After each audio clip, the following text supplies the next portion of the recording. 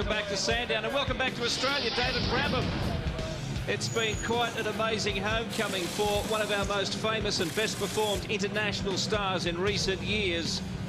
David just had a lose out on the back of the circuit. Fortunately, pit lane was pretty close, so he was able to limp back in. We're not sure exactly what caused the incident, but he wound up against the arm code. Didn't look like major damage, but we'll get down to the pits and we should be able to find out. But I can tell you that having spoken to the team, the bad luck continues for DJR. They got a shunt up the back, which is what spun him around. They weren't sure at first as to whether or not there was any damage caused. It doesn't look like it, but it did require a change, and I believe it was car 25 that hit him from behind. Thank you, Grant Kenny, there as we see David exiting pit lane. Do not exit your home of motorsport because we have the Bob Jane T-Marts 1000 coming up. In fact, if you can't catch it on 10, of course, catch it at the circuit. Ticketmaster 7, that's the number, 1300 136 122. I have a feeling it'll be the biggest crowd we've seen for a long time. Much vaunted international field, very close championship, lots of great driver combinations. This whole show just gets bigger and better every year. We're actually well past the halfway mark of this race because I doubt 61 laps in spite of the change in the weather. What's that? Is that a shadow on the circuit? I don't believe it. Now we've seen everything here. You got it all covered there, Woodsy, haven't you? I reckon you're right about the Bathurst call too. I reckon we're headed for one of the biggest crowds and possibly one of the most amazing races we're ever going to see up there. Whoa. There's an incident involving car 65 and car 5. Rickard Rydell. And Darren Hossack left facing the wrong way on the back straight. Rydell in 6th place at the moment. The order, Murphy, Scaife, 4.7 seconds. The gap between 1st and 2nd, Yilden in 3rd. And the Super Cheap Autos Ford Wills up in 5th. Longhurst in 5th, I should say, in the 2nd of the Holden Racing Team Commodores. Then it's Rydell, Larkham, Larry Perkins up in 8th, John Bowe in 9th, and Mark Noske in the 2nd of the Stone Brothers Racing Fords. Now becomes the 1st. He's up there in the top 10. And if you go down to 15th there on the race score, you can see Ambrose and Ingle 1 lap down, 15th. So Russell Ingle has managed to work his way up a little bit, but in 15th position. Long way behind. Greg Murphy, our race leader. Here's Simon Wills. Did a great job in qualifying for Team Dynamic. Stay in your rhythm, mate. Keep it focused. He survived. Have a drink if you need to. The lower 50% of qualifying to get himself into the shootout and qualify 5th after all of that. Handed it over to Jason Richards, and Team Dynamic South Australian-based team have had a good year. Their initial year out of there with 2 VY Commodores. Murphy's just recorded the fastest lap of the race for his car. Car number 51, just done a 12.1 on the last lap, 83. So that's good pace. So the track's now back into high-speed condition. Great job by the Kmart team, car 51. Here we are. Think of the struggles they had getting this car right at Oran Park at the previous round. Murph basically threw his hands up and said, let's make it a test session. And look at the turnaround in the performance of this car. It's all very well to have a car that's quick over 1 lap, but this has been most impressive in race performance. Full tank, light tank of fuel, wet weather tyres, dry tyres. He's taken the fight right up to Scaife. The gap is 5.4 seconds, so he's responded to the attack from HRT. And this car is a genuine race winner. Marco, you not only mentioned you know, the fact that they've had their struggles, but they finally got allocated a test log, and they turned some laps at Winton 12 days ago, 100+ laps for Rick and Greg Murphy, and obviously as far as the data goes, that was very helpful. But just the confidence booster in that team. You didn't have to spend too long around the Kmart team to realise how much it was getting to them, that entire situation. Now, that pressure valve has been released just a little bit, and everything's falling their way nicely at the moment. Murphy with a 5.4 second lead. He's won the Sandown 500 twice, in fact, back-to-back in 96 and 97 when he partnered Craig Lowndes. Jim Richards is out of the car, of course, at the Holden Racing Team. He's handed over to Tony Longhurst, who's holding down 5th. And Richo's with Greg Rust. I have to say, Matty, he looks really relaxed as well. What was that stint like? Yeah, very good. I actually the Cardinal sitting on the line, I couldn't see the 10 seconds to go, so I stalled the car, which pushed us back, way back. But I just drove as fast as fast as I was able in the conditions, and yeah, we're right up there, so it's good. They were changeable conditions. Did you know, was it a matter of just reading the conditions and sort of going with them?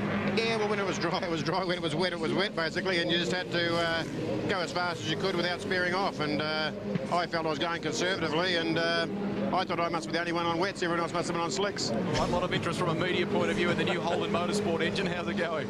Fantastic. Yeah, it hasn't missed a beat. It's going like a charm. Nice to have you back with us, Jimmy. Thank you. Well, they say that endurance racing's about staying out of trouble, and somebody, whilst there's been plenty of action on the track, who's been just running along quietly and achieving great things. Stephen Ellery, that car's really been going well.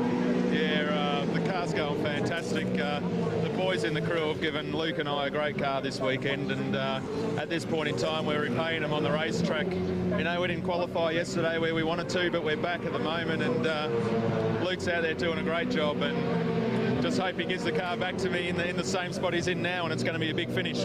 One more change for fuel and driver towards the end, and sitting currently in third. Yeah, currently third, and Luke has to do 54 laps. That's mandatory for one driver, must complete at least 54 laps. So he's out there for a few more laps yet, and when he comes in for fuel, we'll do a driver change. I'll get in the car, and like I said, if I've got a sniff at a podium, it's going to be a big finish, because we really believe that we deserve it out there today. You've struggled on. Well done. All the best for the rest of it, mate. Yeah, thanks, Grant. Got a sniff of the podium. Stephen Ellery as Luke Youlden does the job in car 31. Stephen's been on the podium here at Sandown before. His best result is second in 2000. That's his best ever championship result. Came at this circuit. And these guys will be looking forward to Bathurst, no question, when they've got this kind of day behind them. Last year they went to Bathurst and finished 9th. This pairing, here's an incident involving the Greg Ritter Marcus Marshall car and Larry Perkins number 11 Castrol car. How many times does that happen at that corner? Yeah, it's a tricky one. I mean, Larry's tried to go up the inside, and I really don't know whether Marcus Marshall expected him to have a sort of turn right across the front of him there fairly aggressively, and you can see the paint is sort of around that telltale B-pillar area, so it'd be an interesting one for the race director and stewards to have a look at. They're difficult ones to adjudicate when they're so line ball like that. Always helps to find another car the same colour as yours if you're going to do that. Absolutely. I was just looking at Luke Youlden's pace too. I mean, he did a 12.5 that last lap, which was, I think, equivalent of Mark Scaife and Greg Murphy pace. So, I mean, for someone that's not in the car every round, he's doing a great job out there. He's been cutting his teeth in the Konica series with Ellery Motorsport, Luke Youlden. He really has stepped up to the plate here. Maximum pressure driving for the youngster, and he's really responded very well. He's in very high-quality company there, trying to track down Mark Scaife. Scaife's just been eking out the lead over the Super Cheap Autos 4, but it's not by much. And as you can see on that lap comparison, quite often he's within a 10th or a 100th of car 1, so he's doing a great job. Tony Longhurst is sniffing around the rear of car 66, which is Dean Canto, Matthew White combination. They're a lap down, so they wouldn't want to get too much in terms of blocking the progress of car 2. He's trying to get around the outside of them as they come through the kink up the back straight. There he goes. Russell Ingall follows him through in the lap down Pertec Haviland car. So the order, Murphy, 3.8 seconds in front of Mark Scaife at the moment. Let's take a breather from the Betta Electrical Sandown 500. This is your home of motorsport. Hope you're enjoying the first Enduro of the season. A quick look at what we've seen so far, the most decisive moment of the race, just after a driver change. Leader Marcus Ambrose handing over to Russell Ingall. He was adjusting his seatbelt. We're not sure about the communication there between pit crew and Russell, but anyway, we suspect that he was trying to pump that brake pedal to get the pads in line, and it did not come early enough. He locked the rear brakes. There wasn't enough front brake working. And this was an absolute crisis for them. He's in 12th position now, Russell, trying to unlap himself. And this was another argument resulting in a much earlier incident between Tander and Johnson. Junior claiming that Garth illegally turned him around. Garth claiming there wasn't much he could do about it. They're in the middle of a concertina action. Lots of other carnage out there on the circuit. Larry Perkins running into a spot of bother there, trying to clear his way through the field. And Larry is in currently 8th position. This is Mark Larkham, who with Jason Bargwanna has done a tremendous job for the Orcon team, but he has been trying to negotiate some lap traffic. He's got past one of those drivers now. Kelly and White were ahead of him on the track. He's in 6th position, but your race leader is Greg Murphy by 2.4 seconds. Mark Skate seems to be putting a little bit of time into that lead, although it has been fluctuating. And there's a gap to one of the great drivers of the day, Luke Youlden, with the Steve Ellery team in 3rd place, ahead of Simon Wills, who has taken over from Jason Richards, and that's another great drive. There's been quite a few great drives. The other Richards, Jim, has obviously put down an awesome drive to get the HR2 number 2 car right up into the top 5. Tony Longhurst is now taking control, and Mark Larkham is clearly benefiting from his teammate Jason Bargwanna's performance. These guys started 17th. Now they're up to 6th, Billy. So Larkham very happy with his teammates' effort in the first stint, and now Larko's doing a great job as well. But as you said, in the last 5 or 10 minutes, he's had everything thrown at him. Strong looking combination, isn't it? The Orcon Falcon going to switching to a BA Falcon this year. Jason Bargwanna taking the controls through the development phase, I guess you could say, in the earlier rounds with the team. Talking to Adam Perry, the team manager, yesterday, he said the focus was always on these Enduros, these 2-driver races. And I don't know what he was talking about, because the car's been strong all weekend. They're sitting up there comfortably in the top 10, 6th place for Larko. Plenty of power from the engines doing in-house. Aaron Collingwood there at the team's workshop up the Gold Coast. So this is a good fight back from Larkham Motorsport. Don't forget, Marco, what's ahead of us at Mount Panorama. This man, Mark Larkham, has had pole position up there back in 1999, and of course his teammate Bargwanna, a winner in 2000. So if they've got the car beneath them, they're a pretty lethal combination. Whoa, car 2. Just saying how good Longhurst was going in the top 5. And he's going to get trapped here. He's got to do a 3-point turn, and hope he doesn't get T-boned. Dear, oh dear, he is vulnerable there. Oh, heart in the mouth stuff. Somebody's just lost something ahead of them, got out of the way. That could have been catastrophic. Just relax, mate. Just relax. Take a couple of deep breaths, pal. A couple of deep breaths, and then carry on. I reckon he'll need him after that too, because he would have been looking out the front, the rear, the sides, and over both shoulders.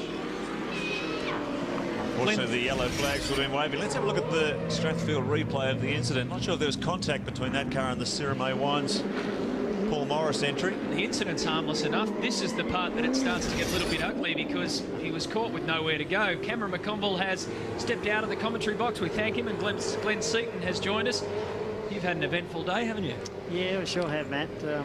We got to iron out all our problems for a few weeks' time, though. But yeah, it's the start from pit lane is fairly difficult in this sort of competition, and we had this miss in the engine, and we've had it.